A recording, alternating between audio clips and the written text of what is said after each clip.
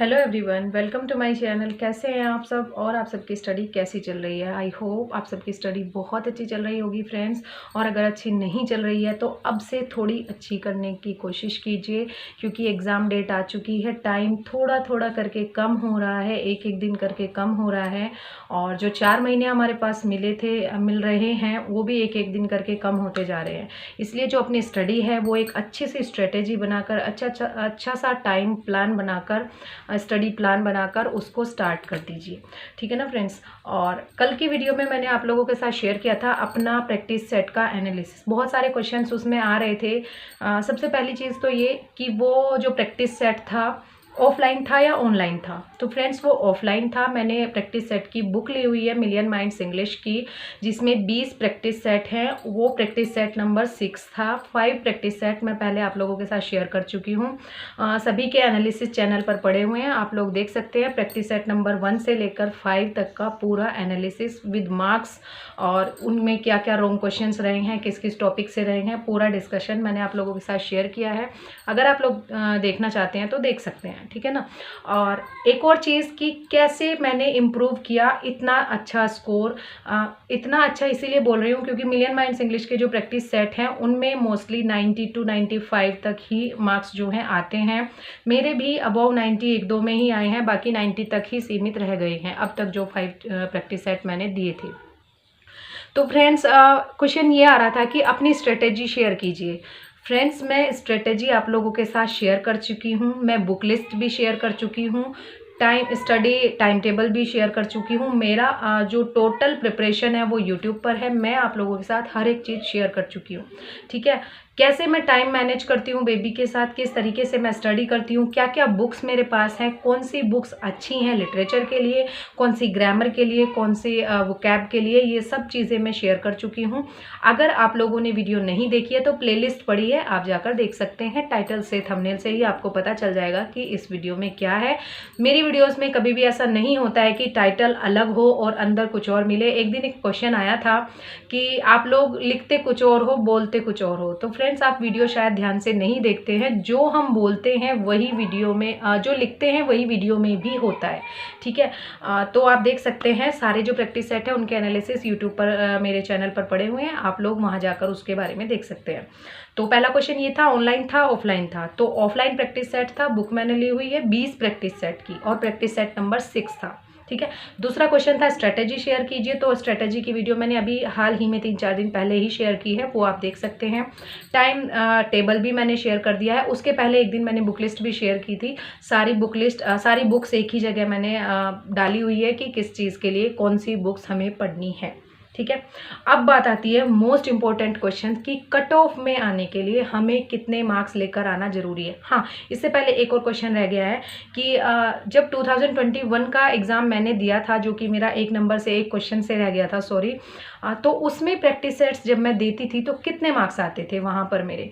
तो फ्रेंड्स ये चीज़ मैंने आप लोगों के साथ पहले भी शेयर की है कि ये गलती मैं पहले कर चुकी हूँ कि एक तो मैं प्रैक्टिस सेट कम देती थी, दूसरी बात मैं प्रैक्टिस सेट देने के बाद उसको एनालिसिस नहीं करती थी। सबसे बड़ी प्रॉब्लम ये थी, सबसे बड़ी गलती ये थी कि मैंने कभी एनालिसिस किया ही नहीं कि कितने क्वेश्चन गलत हुए, कितने क्वेश्चन सही हुए, ग्रामर से गलत हुए या वोकैब से गलत हुए, लिटरेचर से गलत हुए, तो कौन से टॉपिक से गलत हुई। बस प्रैक्टिस सेट दिया, नॉर्मली ऐसे ही काउंट किए, देखा इतने मिले, ठीक है। लेकिन बता दूं आप लोगों को, मेरे ऐसे नंबर आते थे जैसे 64, 75, 85, 83, 87, 90 तो बहुत मुश्किल से ही जाते थे, 90 भी नहीं जाते थे। और तब जाकर मेरा स्कोर जो था वो 91 बना था। और अब जो मेरे प्रैक्टिस सेट्स हैं, एसके अरोड़ा के जो प्रैक्टिस सेट है उनमें 100 अबोव ही आते हैं, 108, 106 इस तरीके से। लेकिन जो मिलियन माइंड्स का प्रैक्टिस सेट मैं यूज़ कर रही हूँ उसमें 5 प्रैक्टिस सेट में मुझे बिलो 100 ही मिले हैं। लेकिन जो प्रैक्टिस सेट नंबर 6 है उसमें 109 मार्क्स मुझे मिले हैं। उसमें मैंने थोड़ी सी स्ट्रेटेजी चेंज की, थोड़ा सा एक माइंडसेट भी चेंज किया कि क्वेश्चंस को जल्दी ना पढ़ के थोड़ा ध्यान देकर पढ़ा। 2 बार पढ़ा, 3 बार पढ़ा, और एक बार फिर से थोड़ा सा रिकॉल करने की कोशिश की कि हाँ इसका क्या आंसर हो सकता है। तो एक तो जल्दीबाजी में भी हम गलतियाँ करते हैं।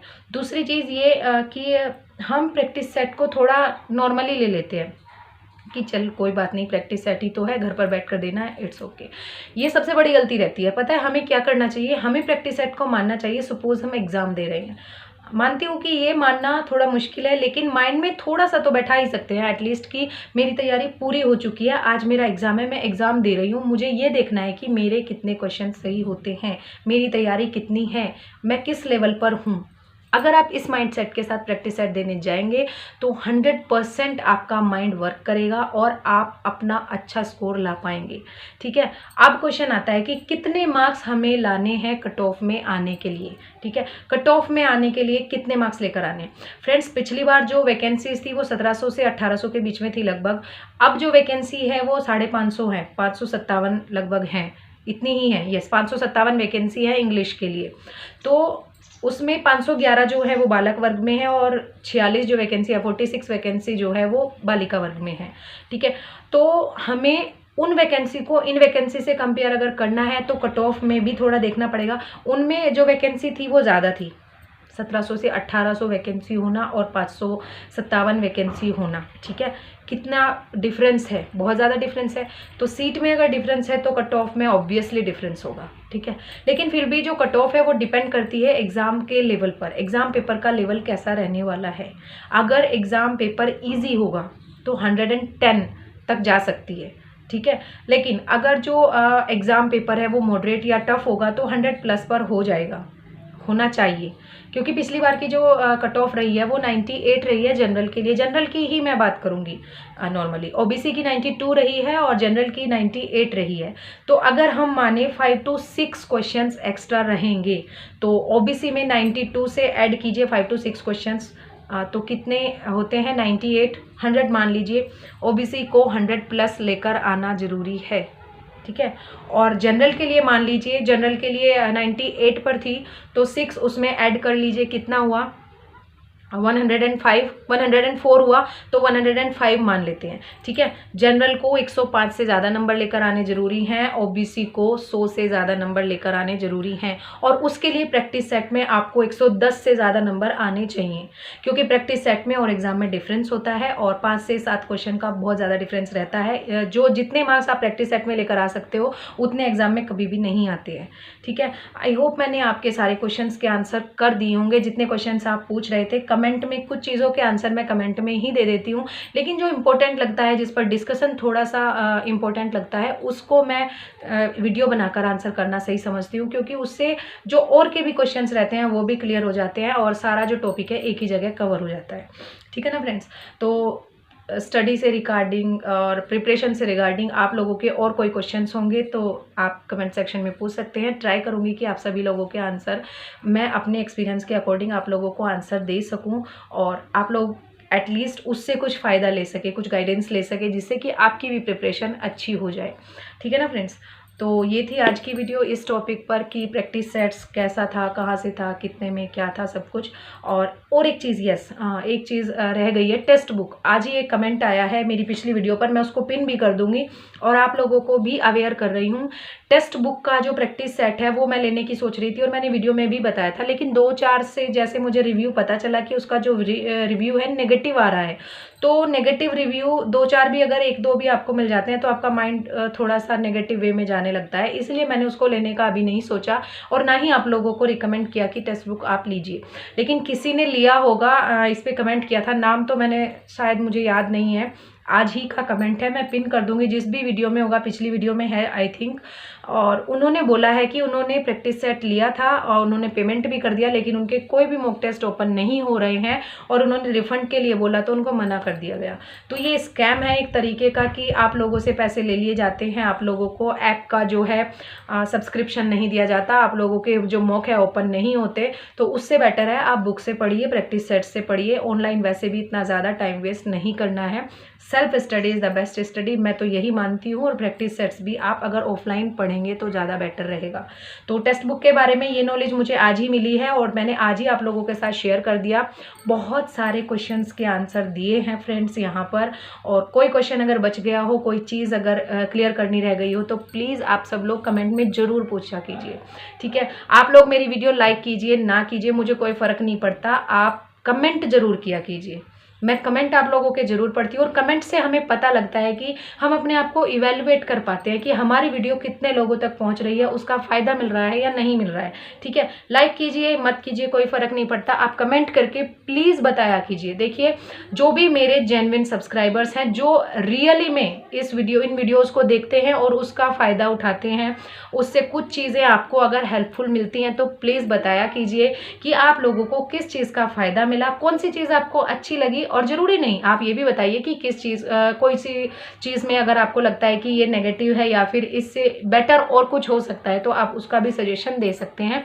और कमेंट बॉक्स आप लोगों के लिए हमेशा खुला है, आप अपने सजेशंस कमेंट बॉक्स में ज़रूर बताइए और बताया कीजिए प्लीज़। 8 से 10 लोग हैं जो रेगुलर कमेंट करते हैं, डेली कमेंट करते हैं, मैं उनके कमेंट पढ़ती हूँ और एटलीस्ट और कुछ नहीं तो वो नॉर्मली बोल देते हैं कि हाँ अच्छी वीडियो है और हेल्पफुल है।